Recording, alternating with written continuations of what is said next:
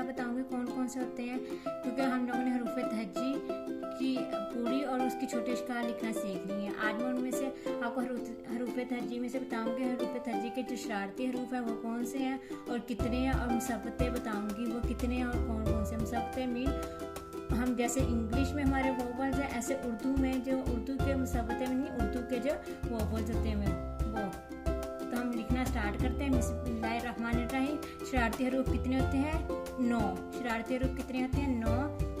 आज मैं शरारती हरूफ लिखना बताऊंगी कौन कौन से हैं। बिस्मिल्लाहिर्रहमानिर्रहीम। लिखना स्टार्ट करते हैं। अलिफ, दाल, दाल, जाल। ये है दाल की फैमिली। ये है शरारती हरूफ। रे, अड़े, जे, से। ये है रे की फैमिली और ये भी शरारती हरूफ है। और एक वाओ।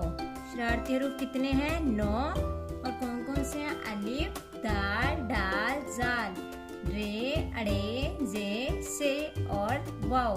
ये है शरारती हरूफ। शरारती हरूफ कितने हैं? 9। काउंट करें। 1 2 3 4 5 6 7 8 9। और कौन कौन से हैं? अलिफ, दाल, डाल, जाल, रे, अड़े, जे, से, वाओ। ये है शरारती हरूफ। आगे है मुसब्बतें। मुसब्बतें कितने हैं? मुसब्बतें 4 हैं। कौन कौन से? अलिफ, वाओ,